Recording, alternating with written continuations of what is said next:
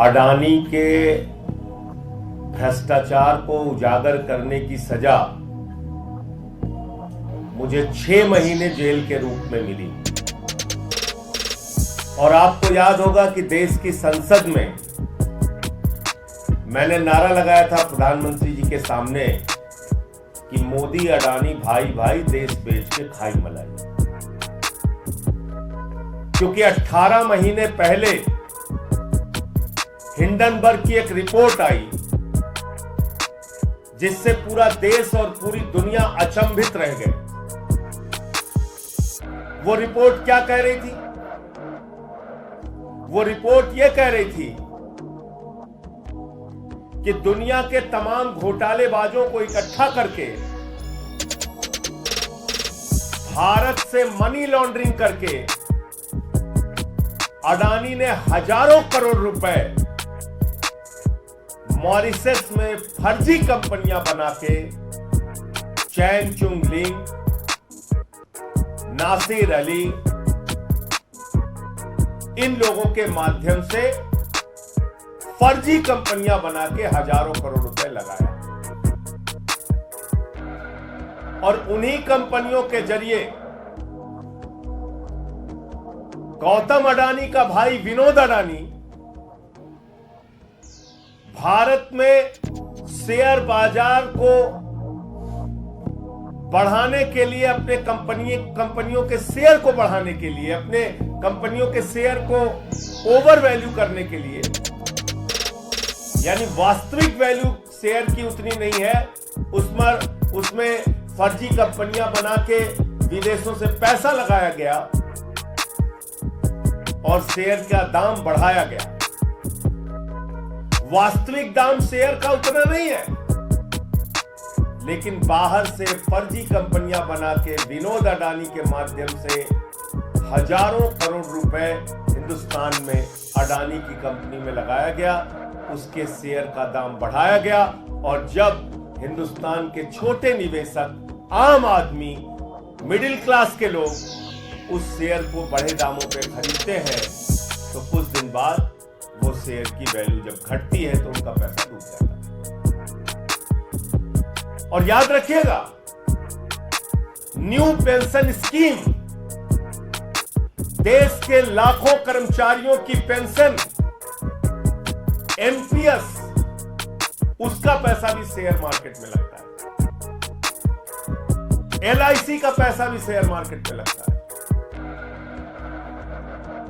और अगर वहां ये घपला और घोटाला हो रहा है तो अडानी का पैसा नहीं डूब रहा है, इस देश के आम आदमी का पैसा डूब रहा है। ये सरल भाषा में हमें समझना चाहिए। ये अडानी का पैसा नहीं डूब रहा है, उसने तो भ्रष्टाचार कर रखा है। ये देश के लाखों करोड़ों लोगों का गाढ़ी कमाई का पैसा जो शेयर बाजार में वो लोग लगाते हैं, वो पैसा डूब रहा है। और कितना डूबा आप कल्पना कर सकते हैं? अगर मैं इस प्रेस कॉन्फ्रेंस में कहूं तो जीरो लगाते लगाते आप थक जाएंगे। जब हिंडनबर्ग की रिपोर्ट का खुलासा हुआ तो 8,50,000 करोड़ रुपए हिंदुस्तान के लोगों के डूब गए। 8,50,000 करोड़ रुपए। मैंने तब मांग की थी बहुत जोर शोर से कि जेपीसी बनाओ, जेपीसी बनाओ, पूरे मामले की जांच कराओ, सच्चाई तक जाओ। इस देश के लोगों का पैसा डूब रहा है। अडानी ने फर्जी कंपनियां विदेशों में बना के अपनी कंपनियों के शेयर बढ़ाए हैं, उसके दाम बढ़ाए हैं, पैसा गलत ढंग से लगाया गया। खुलेआम ये मनी लॉन्ड्रिंग का मामला है, भ्रष्टाचार का मामला है। एक आवाज नहीं सुनी गई। मोदी जी ने क्या किया? मोदी जी ने कहा इसको पकड़ के जेल में डालो।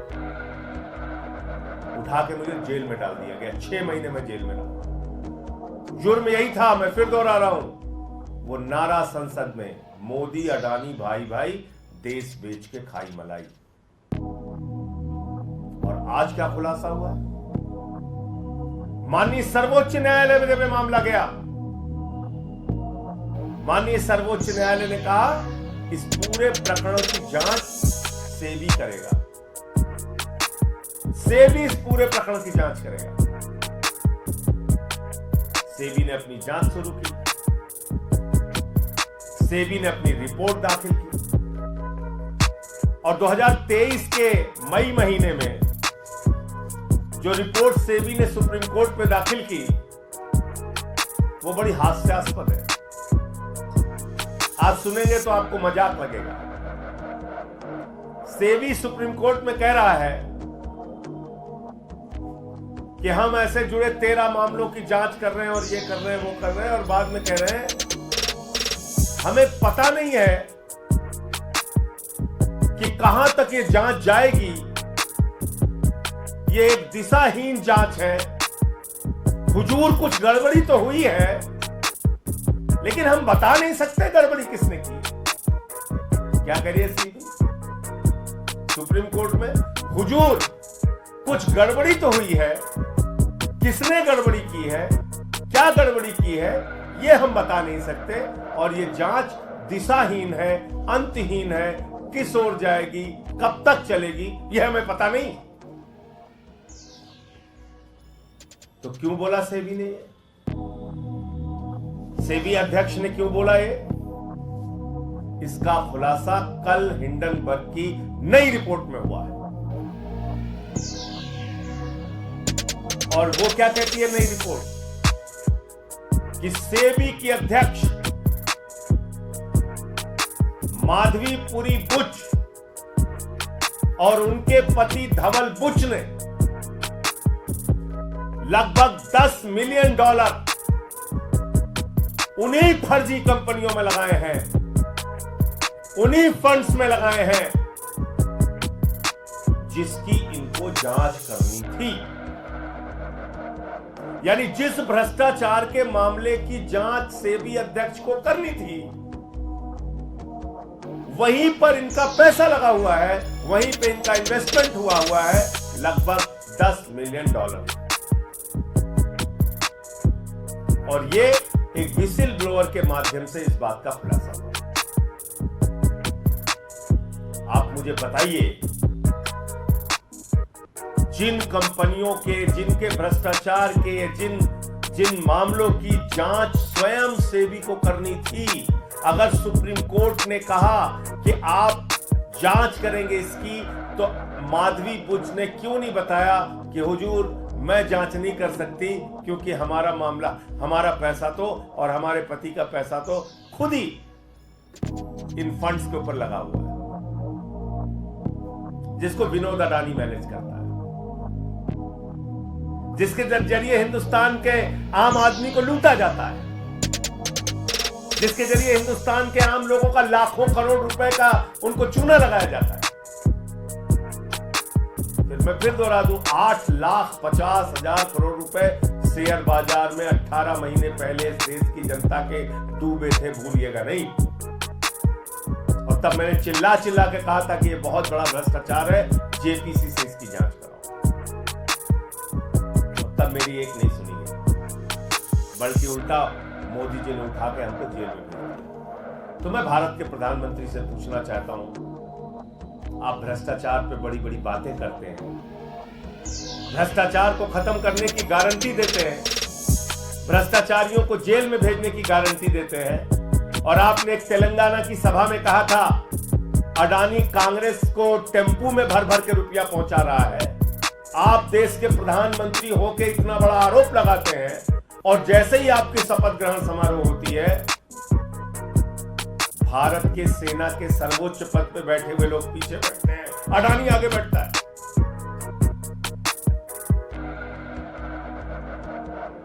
ये आपकी असलियत है प्रधानमंत्री जी। इसलिए अडानी का घोटाला ये अडानी का घोटाला नहीं है, ये भारत के प्रधानमंत्री नरेंद्र मोदी का घोटाला है, ये भारतीय जनता पार्टी का घोटाला है, जिसने पूरा देश अपने दोस्त के हवाले कर दिया।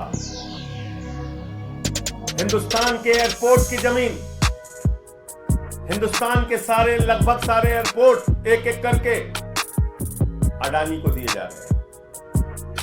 रेल अडानी को, सेल अडानी को, कोयला की खदान अडानी को, गैस अडानी को, पानी की पानी अडानी को, बिजली अडानी को, सड़क अडानी को, सीपोर्ट अडानी को। सब कुछ आप एक व्यक्ति के नाम नीलाम करते जा रहे हैं। और आपने प्रभु श्री राम को भी नहीं बख्शा, भगवान श्री राम की नगरी को भी आपने नहीं बख्शा।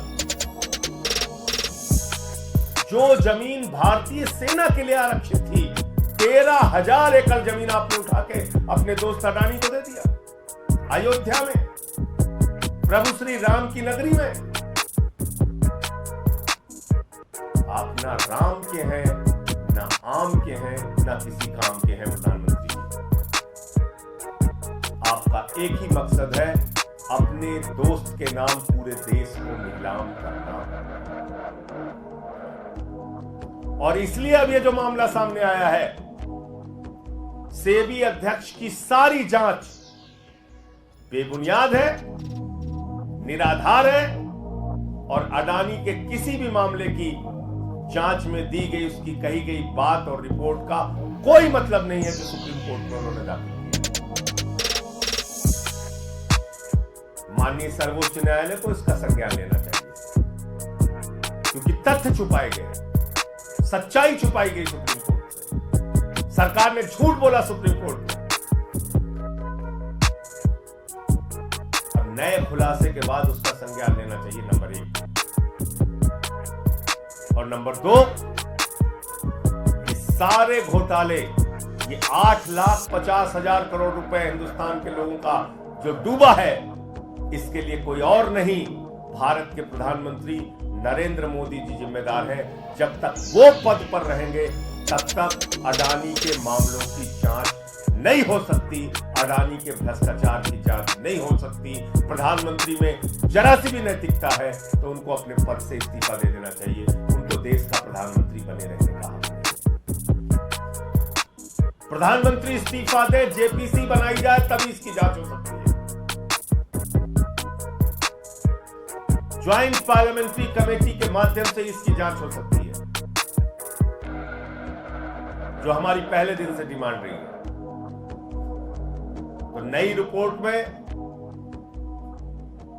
एक पहले तो बात आई थी, इनके एक श्राफ करके है, वो समधी है, सेबी के अधिकारी। दूसरा मामला आया, सेबी का अध्यक्ष खुद ही फंड में पैसे लगाए हुए हैं। तो इसलिए मुझे इतनी बात कहनी थी, ये कतई मत समझिएगा कि अडानी के घोटाले का इस देश के आम आदमी से कोई लेना देना नहीं है। इस देश के लोगों का लाखों करोड़ रुपए डूबा है और उस भ्रष्टाचार में सीधे तौर पे भारत के प्रधानमंत्री नरेंद्र मोदी और उनका एक दोस्त जिसका नाम है गौतम अडानी, वो शामिल है। मुझे इतनी बात कहनी थी। आपका कोई प्रश्न होता है?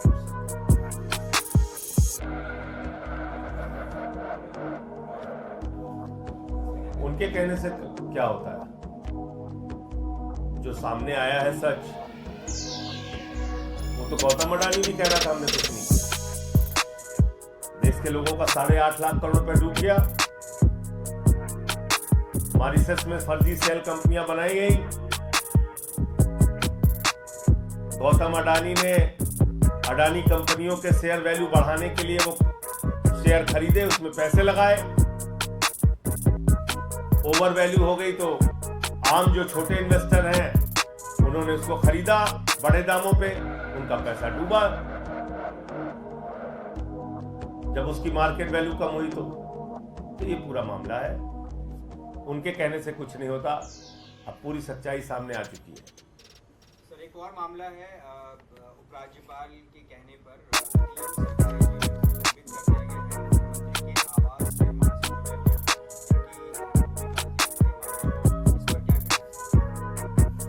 देखिए, ऐसा है कि उपराज्यपाल के पास 24 घंटे सिर्फ एक काम पे लगाया गया है, आम आदमी पार्टी के नेताओं को बदनाम करो, आम आदमी पार्टी के खिलाफ कोई न कोई केस बनाओ